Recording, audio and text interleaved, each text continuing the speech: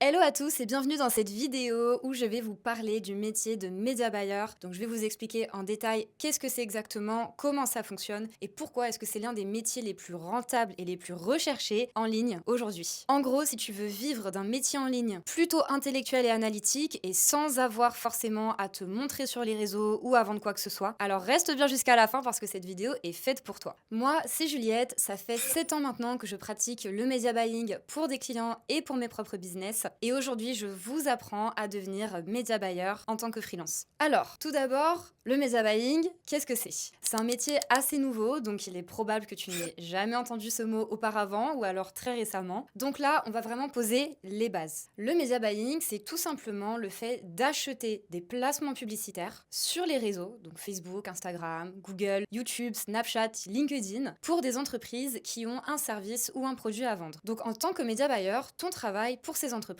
c'est tout simplement de gérer leur budget publicitaire pour attirer les bonnes personnes vers leurs services ou leurs produits. Tu dois faire en sorte que chaque euro dépensé dans la publicité génère un maximum de résultats pour ton client. Donc aujourd'hui, tu peux être media buyer pour vraiment tout type d'entreprise. Mais ce que je te recommande, et ce qui est le plus intéressant aujourd'hui, c'est d'être media buyer dans la génération de leads. C'est-à-dire pour des infopreneurs, donc des personnes qui vendent des formations en ligne, des coachs, des consultants, des programmes en ligne. Ça peut être aussi des entreprises physiques et même du SaaS, c'est-à-dire du logiciel ou des applications. Pourquoi? Tout simplement parce que c'est là où aujourd'hui il y a le plus de demandes de média buyers et que la demande est même grandissante et où on est le mieux rémunéré en tant que freelance. Donc maintenant que tu sais ce qu'est exactement le métier de média buyer, il faut que tu choisisses la plateforme sur laquelle tu peux te spécialiser.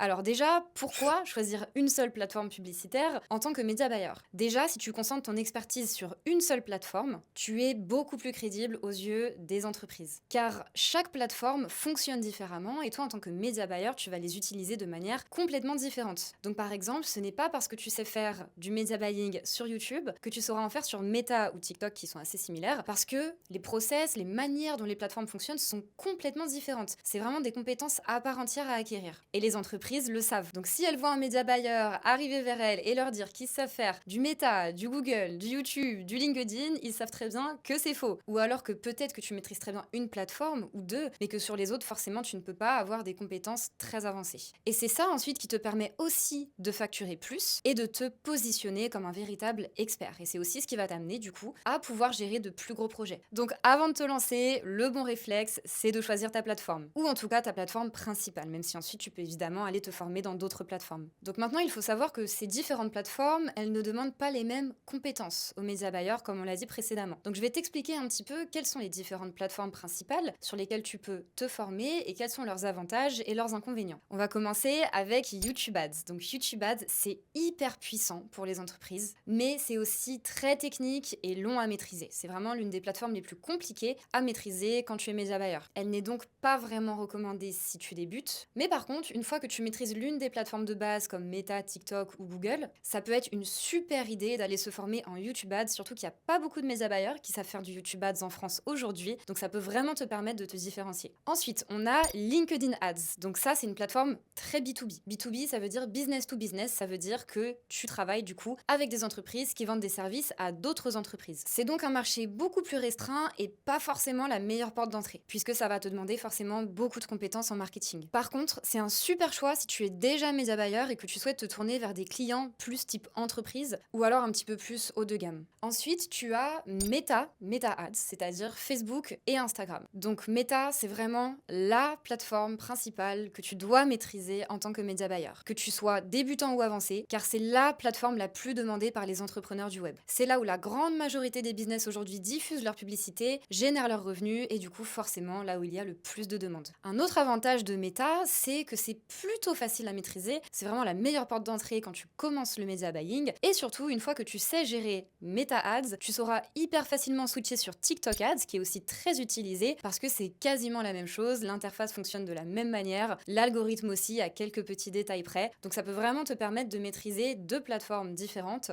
grâce à une seule compétence. Ensuite, on a Google Ads qui est une très bonne porte d'entrée aussi si tu débutes le media buying, mais ça fonctionne très différemment de Meta ou TikTok. Tout simplement parce que le travail sur Google est très répétitif, contrairement à Meta où oui, tu as une partie très analyse, mais tu as aussi une partie hyper créative que tu n'as pas forcément avec Google. Google, c'est aussi beaucoup d'automatisation et et du coup moins de valeur au travail que tu vas apporter. Maintenant que tu as choisi ta plateforme, la troisième étape, ça va être bien sûr de se former, puisque maintenant que tu sais vers où tu veux te diriger et comment, il faut se former et acquérir les compétences sur la plateforme que tu as choisie. Mais attention, pas en regardant des tutos YouTube gratuits ou en lisant des blogs sur internet, parce que c'est pas ça qui va te permettre de vraiment commencer à travailler en tant que média buyer. Surtout que depuis que les métiers en ligne ont commencé à apparaître, il y a énormément de personnes qui ont décidé de faire une reconversion professionnelle, de se lancer. Il y a beaucoup de personnes qui se lancent sans être formées et qui démarchent quand même des entreprises. Donc quand les entreprises souhaitent recruter, elles vont tout faire sauf prendre quelqu'un qui n'a pas été formé au préalable dans sa compétence. Donc il faut que tu choisisses un bon accompagnement et là je vais te donner les points clés à regarder.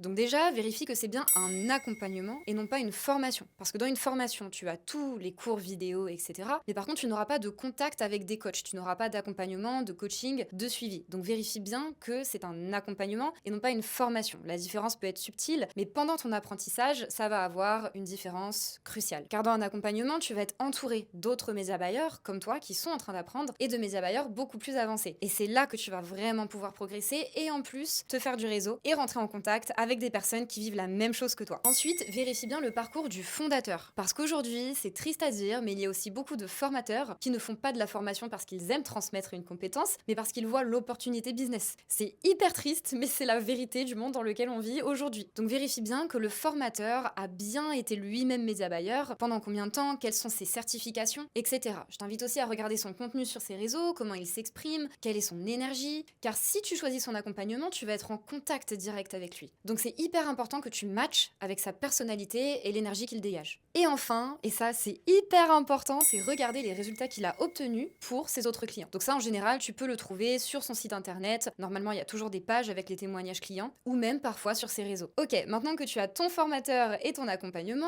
il va falloir que tu pratiques le media buying. Et là, c'est vraiment l'étape la plus importante de tout ce process parce que tu peux suivre toutes les formations, tous les accompagnements du monde, rien ne remplacera le moment où tu vas lancer ta toute première campagne. Parce que c'est une fois que tu rentres sur le terrain que tu te rends compte vraiment comment réagit l'algorithme, comment un budget se dépense au cours de la journée, comment une pub peut cartonner du jour au lendemain et puis se cracher sans prévenir. Et c'est là que tu apprends vraiment à devenir réactif, stratégique et créatif à la fois. Donc ensuite, ce que j'entends souvent, c'est ok, mais quand on est formé mais qu'on n'a pas encore d'expérience, comment est-ce qu'on fait pour trouver des clients qui décident de nous donner une chance? Donc là, plusieurs conseils à ce niveau-là. Déjà, tu peux faire des petites campagnes test sur un projet personnel ou fictif, juste pour te familiariser avec la plateforme. Donc si c'est fictif, bien évidemment, tu ne vas pas lancer des campagnes, tu vas juste en faire des brouillons et t'entraîner à créer des campagnes. Tu peux aussi aider un ami, un membre de ta famille, une marque locale ou un petit business qui a besoin de visibilité, même gratuitement au début parce que c'est vraiment pour te faire la main. Mais le top, c'est quand tu as la possibilité de bosser sur un vrai projet dès le départ. Et c'est ce qu'on fait d'ailleurs dans mon accompagnement MBE, Media Buying Elite. On a mis en place un test de certification de compétences en Media Buying Meta et une fois que tu l'as passé, tu as le droit à une mise en relation avec un client de notre réseau, du réseau Elite. Donc c'est une garantie assez exceptionnelle puisqu'on te donne un client sur un plateau d'argent, mais en parallèle, on t'apprend aussi à prospecter. Puisqu'en général, quand tu es média buyer, tu travailles pour plusieurs entreprises en même temps. Donc on va t'apprendre tout ce que tu dois savoir sur la prospection client. Parce qu'un bon média buyer, c'est pas juste un analyste. C'est aussi quelqu'un qui sait démarcher et décrocher des bons contrats. Tu dois apprendre à présenter ce que tu fais simplement, à comprendre les besoins du client et savoir lui proposer une offre qui fasse du sens pour lui. Et ça, c'est ton vrai passeport pour la suite de ta carrière. On arrive donc à l'étape numéro 5 qui est de s'entourer et continuer de s'améliorer. Donc le media buying, il faut savoir que c'est un métier qui évolue constamment puisqu'il évolue avec les réseaux. Les algorithmes changent, les stratégies aussi, les formats de pub, les outils. Donc la clé, c'est de rester curieux et connecté.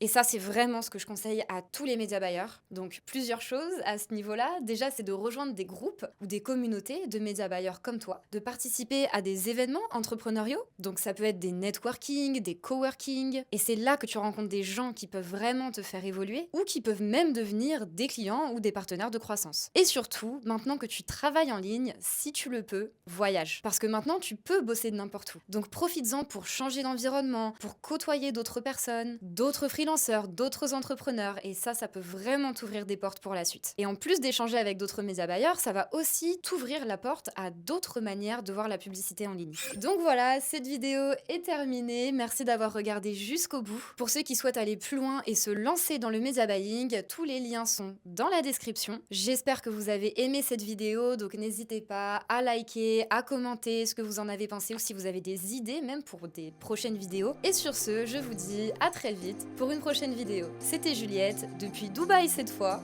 Ciao!